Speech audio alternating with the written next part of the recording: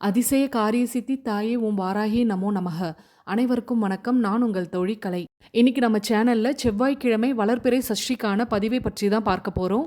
சஷ்டி அப்படின்னாலே முருகப்பெருமானுக்கு உரிய திதி. பஞ்சமி திதிக்கு அடுத்து வரக்கூடிய திதி சஷ்டி திதி. மாதத்துல 2 சஷ்டி திதிகள் வரும். அமாவாசையிலிருந்து 6வது நாள் வளர்பிறை சஷ்டியும், பௌர்ணமியிலிருந்து 6வது நாள் தேய்பிறை சஷ்டியும் முருகப்பெருமானுடைய வழிபாட்டிற்கு உகந்த நாட்கள்.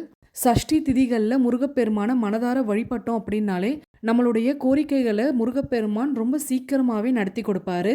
முருகனை பொறுத்தவரை இப்படி தான் வழிபடணும் அப்படின்னு கிடையாது. நீங்கள் எப்படி வழிபட்டாலும் உங்களுடைய தூய்மையான உள்ளத்தை மட்டும்தான் முருகப்பெருமான் பார்ப்பாரு. முருகனை பொறுத்தவரை அவர் தான் எல்லாமே அப்படின்னு நீங்கள் நம்பிட்டாலே போதும். முருகன் எல்லா விதத்துலேயும் உங்களுக்கு துணையாக இருப்பார். ஒரு வருடத்துல 24 சஷ்டி திதிகள் வரும். இந்த 24 சஷ்டி திதியிலுமே முருகப்பெருமான வழிபாடு செய்து பாருங்க. கண்டிப்பா உங்க வாழ்க்கையே தலைகீழா மாறிடும். எப்பேற்பட்ட துன்பங்களை அனுபவிச்சுட்டு இருந்தாலும் ஒரே ஒரு சஷ்டிக்கு மட்டும் முருகனை வழிபட்டு பாருங்க. தொடர்ந்து வரக்கூடிய சஷ்டிகள்ல உங்களை நீங்களே அறியாம முருகப்பெருமான வழிபட ஆரம்பிச்சிருவீங்க. ஏன்னா அந்த முதல் சஷ்டி கடைபிடிக்கிறது தான் ரொம்ப கஷ்டம். ஏன்னா முருகன் ஒரு சில சோதனைகளை கொடுப்பாரு. ஆனால் அடுத்து வரக்கூடிய சஷ்டிகளில் பார்க்க ஆரம்பிச்சிங்கன்னா உங்கள் வாழ்க்கை அடுத்தடுத்து முன்னேறுவதை நீங்கள் கண்கூட பார்க்க ஆரம்பிப்பீங்க. சஷ்டி வழிபாடு முருகனுக்கு ரொம்பவே பிடித்த வழிபாடு. அதுலேயும் முருகனுக்கு பிடித்தமான பொருட்களை வைத்து நீங்கள் வழிபட்டீங்க அப்படின்னா முருகன் எந்த மலைக்கு மேலே இருந்தாலும் உங்கள் வீடு தேடி ஓடி வருவார். இந்த 24 சஷ்டியுமே விரதம் இருந்து தான் கும்பிடணும் அப்படின்னு அவசியம் இல்லை. உங்களால் முடிஞ்ச வளர்ப்பிறை சஷ்டியில் மட்டும் ஒரு பொழுது இருந்து வழிபட்டால் போதும். இந்த பதிவில் நாம் என்ன பார்க்க போகிறோம் அப்படின்னா, செவ்வாய்க்கிழமையில வரக்கூடிய சஷ்டி திதி ரொம்பவே சிறப்பு வாய்ந்தது. செவ்வாய் முருகப்பெருமானுடைய நாள், சஷ்டி திதியும் அவருக்குரியது அப்படின்றதுனால இந்த சிறப்பு வாய்ந்த நாளில் முருகப்பெருமானுக்கு ஒரு குறிப்பிட்ட தீபம் ஏற்றி வழிபட்டோம் அப்படின்னா உங்களுடைய கோரிக்கை எதுவாக இருந்தாலும் கண்ணிமைக்கும் நேரத்தில் முருகப்பெருமான் நடத்தி கொடுப்பாரு. அது என்ன தீபம், அந்த தீபத்துக்கு என்னென்ன பொருட்கள் தேவைப்படும், இதெல்லாம் நம்ம வரிசையாக பார்க்க ஆரம்பிக்கலாம்.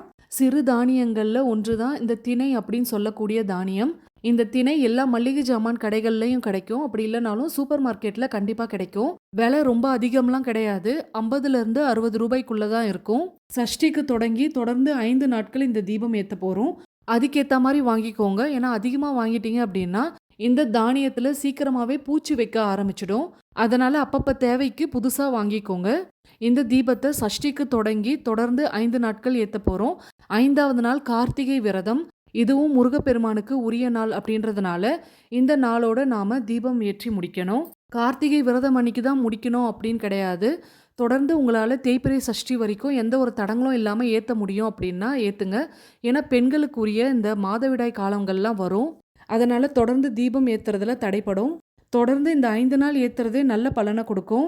ஒரு கைப்பிடி திணையை எடுத்து நல்லா கழுவிட்டு சுத்தமான துணியில் ஈரத்தை ஒத்தி எடுத்துட்டு மிக்சியில் நல்லா போட்டு அரைச்சிங்க அப்படின்னா மாவு பதத்துக்கு வந்துடும்.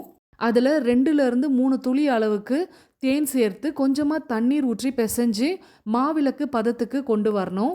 ஒரே ஒரு தீபம் தான் ஏற்றணும். அதுக்கேற்ற மாதிரி தயார் செய்தால் போதும். ஒரு நாளைக்கு ஒரு தீபம் அப்படின்னு தொடர்ந்து 5 நாட்களுக்கு 5 தீபம் ஏற்ற போகிறோம். அந்த மாவிளக்கை அகல் விளக்கு மாதிரி செய்து ஒரு தட்டில் வச்சுருங்க. அகலில் 3 பக்கமும் மஞ்சள் குங்குமம் இட்டு கண்டிப்பாக நெய் தீபம் தான் ஏற்றணும். மாவிளக்கில் கொஞ்சமாக நெய் ஊற்றி 2 பஞ்சு திரைகளை ஒன்றாக இணைத்து போட்டு முருகப்பெருமானுடைய படத்துக்கு முன்னாடி இந்த தீபம் ஏற்றி வைக்கணும். இந்த தீபத்தை பிரம்ம முகூர்த்தத்தில் உங்களால் ஏற்ற முடியும் அப்படின்னா தொடர்ந்து 5 நாளுமே பிரம்ம முகூர்த்தத்தில் ஏற்றணும். அப்படி முடியாதவங்க காலை நேரத்தில் எந்த நேரம் வேணாலும் ஏற்றலாம். ராகு காலம் யமகண்டம் இல்லாத நேரமாக பார்த்து ஏற்றி வைங்க. தீபம் ஏற்றிய பிறகு முருகப்பெருமான முழு மனதோட வழிபடணும். தீபம் ஏற்றிய பிறகு இப்போ ஸ்க்ரீனில் தெரிகிற இந்த மந்திரத்தை 27 முறை உச்சரிக்கணும். 6 முகம் அருளிடும் அனுதினமும் ஏறு முகம்.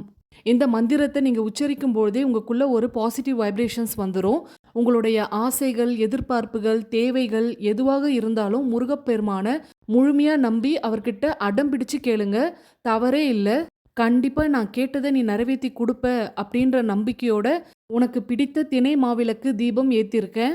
எந்த ஒரு தடையும் இல்லாமல் எனக்கு நடக்க வேண்டிய நல்ல விஷயங்களை நடத்தி கொடு அப்படின்னு முருகன்கிட்ட மனதார கேளுங்க. நீங்கள் கேட்டதை முருகப்பெருமான் இந்த 5 நாட்களுக்குள்ளேயே நடத்தி கொடுப்பாரு. தினமும் தீபம் ஏற்றின திணைமா விளக்க உங்கள் வீட்டில் எல்லோரும் பகிர்ந்து சாப்பிடுங்க. அதுக்கு முன்னாடி கொஞ்சமாக குருவிகளுக்கு உணவாக வைங்க. இந்த செவ்வாய்க்கிழமை சஷ்டி விரதத்தை தவற விட்டுறாதீங்க. இன்னைக்கான பதிவு உங்களுக்கு பயனுள்ளதாக இருந்திருக்கும் அப்படின்னு நம்புகிறேன்.